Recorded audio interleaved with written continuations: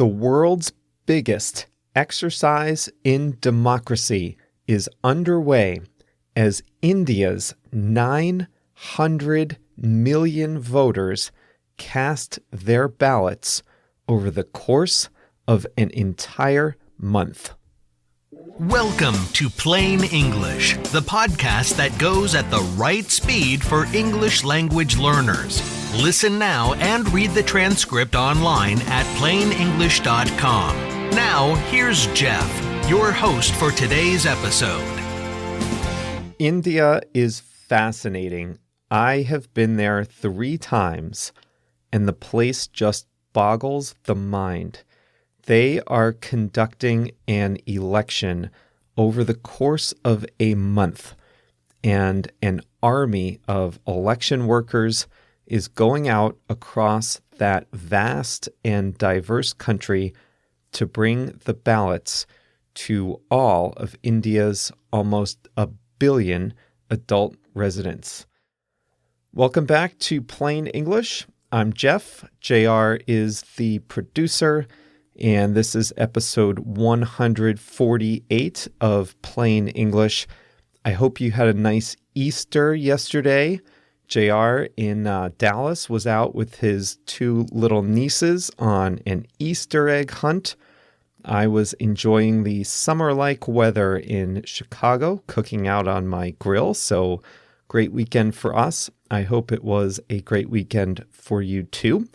Other big news, we were featured on the website of a popular Brazilian magazine, Exame, last week. So if any of you are here because you saw that article, then I want to extend a special welcome to you.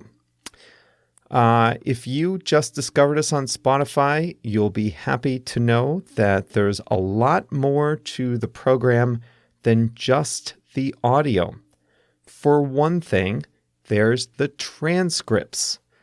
If you go online to plainenglish.com/148, you'll see every single word that I say on this episode written down on the website. And if you speak Portuguese, Japanese, French, Italian, Chinese, Spanish, or now Russian, you can see an instant translation of the hardest words and phrases right there on the page. No need to pause. No need to look words up in Google Translate, nothing like that. It's a great way to build your vocabulary if you speak one of those 7 languages. 7 languages now we're up to. That's pretty cool. And I want to say hi and thank you to Alyssa, who actually lives in France now, for contributing the Russian translations. Now, we also have the emails, which you can get by going to plainenglish.com/mail, M-A-I-L. And if you prefer to connect on WhatsApp, you can do that to +1 312 967 8757. It's not a WhatsApp group. That would be too many messages for me to handle. But I send out the occasional message. Sometimes it's a video, a link to an article, sometimes a question, things like that. I send that out on WhatsApp. So connect with me at +1 312 967 8757 on WhatsApp. Now, let's get going on today's topic. It is an election like no other. In the world's biggest democracy, India, over 900 million people are eligible to vote, and the country moves heaven and earth this month to make sure that each person can cast a ballot in the national parliamentary elections. The country is so vast that they can't have elections on just one day. So they are doing it in 7 stages between April 11th and May 19th. They have to vote over such a long period of time because they can't administer such a huge and complicated election in just one day. More people will vote in India than live in all of Europe and Australia combined. Put another way, about 1 in 8 of the world's adult population is eligible to vote in this one election. They speak about 30 main languages and they practice 6 main religions. Turnout is expected to be about 66%. There are about 100 million new voters just since the most recent election in 2014, an increase of about 10%. 16 million of them are between the ages of 18 and 19 years old. This vote is so complicated, it will take place over a period of 39 days and over 1 million polling stations. The results will be announced on May 23rd. Now, the Indian government doesn't trust local officials to be fair and nonpartisan, so it unleashes an army of federal workers who put their day jobs on hold while they fan out across the country to administer the elections. An Indian law says that there has to be a polling station within 2 kilometers of any village. And that is where it gets interesting. The country is staggeringly large and geographically diverse. Some of its landscapes are punishing, from the Himalayan mountains in the north to the deserts of Rajasthan to the hundreds of scattered tropical islands in the Indian Ocean. The Indian state of Arunachal Pradesh, on the border with Myanmar, voted in the first round. In order to bring ballots to the voters there, 32 election workers had to be airlifted into the dense forest to reach some voters. Airlifted means they had to be dropped out of an airplane to reach those remote locations. That's just one of the difficult assignments that some federal workers get. The village of Hanspuri, for example, is so remote that roads don't go there from the rest of India. To serve the 300 or so citizens of Hanspuri, election workers have to load their heavy election machines into canoes, always 2 machines, in case something goes wrong with the first one. Now from there, they paddle their canoes through rivers infested with crocodiles, and then they have to hike through the jungle, carrying all their equipment with them, trying to avoid the snakes and other creatures of the forest. In the last election, a team of poll workers got trapped by a herd of elephants, and they had to be rescued. Also, in the last election, other poll workers had to hike 5 hours through a forest just to reach a community of exactly 2 voters. One article I read called Indian Elections the world's biggest obstacle course. Another likened it to a lumbering elephant embarking on an epic trek. That may be true, but India knows how to run an election. It's a little ironic because most people in India have little faith in the government's ability to administer anything. Public schools, infrastructure projects, things like that. But when it comes time to cast ballots, India gets into gear. They know the world is watching, and the workers who administer the elections generally think the country's national prestige is on the line. India is voting for members of parliament, so like all parliamentary systems, they aren't selecting the prime minister directly. Instead, they are voting for their individual local members of parliament. There are 543 elected seats in the Indian parliament. It will take over a month to vote, like I mentioned, but all the votes will be counted at once. That part will only take a few hours since all the votes will be done on electronic machines.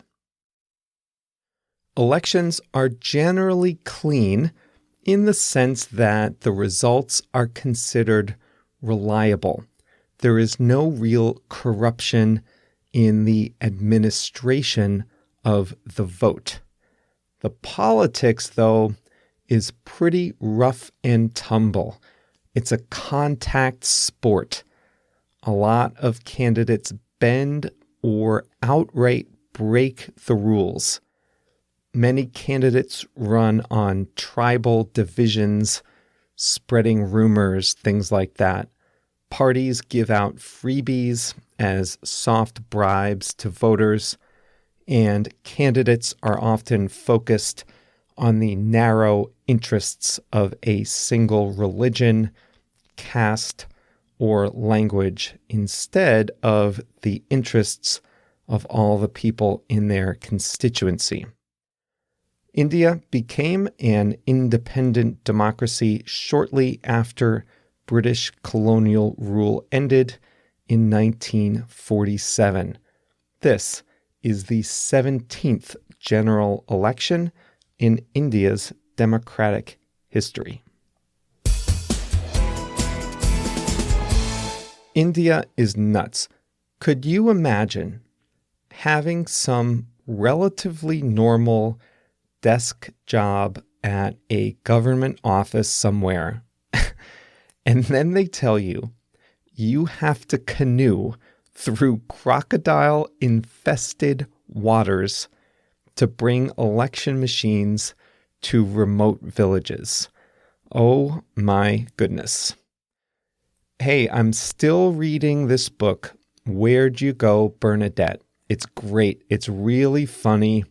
The author, Maria Semple, used to write for TV shows like Arrested Development, Saturday Night Live, 90210, and Mad About You. This was her first book, and it's really funny. I highly recommend the book or the audiobook. Remember that Plain English listeners can get a free audiobook by signing up for a free trial at plainenglish.com/book, BOOK. I hear from so many of you that you listen in the car or on the bus on the way to work, and this would be a great way to spend that time. Ariel from Brazil says he spends 2.5 hours commuting in Sao Paulo each way. If that sounds like you, then you are probably looking for good ways to pass the time. So I would recommend Audible, and you can sign up for that free trial, get one book to download, and keep forever. If after a month you want to continue as a member, you pay about $15 a month, and you get one audiobook a month included with that. But if you don't want to pay, that's fine too. You can just cancel your free trial. Within 30 days, you'll pay nothing, but you'll keep the book. All the details are available at plainenglish.com/book, B-O-O-K. And again, the book that I'm reading, and JR is reading too, is called Where'd You Go, Bernadette? To get into gear, that's today's phrase. When you get into gear, you get moving. You get your act together. You start working or doing something in an energetic way. This morning, I slept kind of late. I didn't want to get up, but I had to get into gear to record a couple of episodes of Plain English before my flight. I might have been lazy getting up, but I soon got moving. I soon started to be productive, to work energetically on the task at hand. I got into gear this morning. India's massive bureaucracy gets into gear come election time. Normally, the bureaucracy is lazy, inefficient, ineffective. They don't get things done quickly. No way. There's a lot of finger pointing, people blaming other people, avoiding responsibility. We all know what it's like dealing with the government sometimes. But when it comes time to run an election, in India, they get into gear. They hike over mountains. They canoe through crocodile-infested waters, whatever it takes to bring the polling machines to the most populated cities or the most remote villages in that vast country. They get into gear at election time. Sometimes, if you have a long-term project and you waste some time at the beginning saying, it's not due for another month. I can wait. After you procrastinate for a while, it's time to get into gear. It's time to start for real. Every November, all the shops get into gear for the Christmas holiday shopping season. They open early and close later. They run sales, lots of advertising, and their employees work extra shifts. The whole retail industry gets into gear around the middle of November for the end of year shopping season, at least here in the United States. Sometimes you say kicking into gear. Today's episode was about the Indian elections, but as I mentioned last week, the American election campaign is about to start. A lot of Democrats have announced that they want to run against Donald Trump. The campaign is kind of quiet right now. We don't know all the candidates who are running, and they're all pretty low-key. A rally here, a media appearance there, but the election will really kick into gear after Labor Day in September. That's when the primary campaign to be selected as the official Democratic candidate will really get into gear with intense media coverage, fundraisers, rallies, all the hallmarks of our endless election campaigns here. That's all for us this week at Plain English. Don't forget to send your song nominations to JR, and his email address is jr@plainenglish.com. Tell him a couple of your favorite songs in English, and we will include them as part of the show going forward. I think that'll be a lot of fun. We have some plans to create a special Plain English playlist on Spotify with all the songs that we put together. We're still working on that, but send your nominations now to jr@plainenglish.com. Thanks again for being with us. JR and I we had a great weekend together last weekend, brainstorming all kinds of great ideas for the future of Plain English, and the song is just one of those ideas. I can't wait to share some more of them with you here in the coming months. Have a great week, and we'll be right back here on Thursday.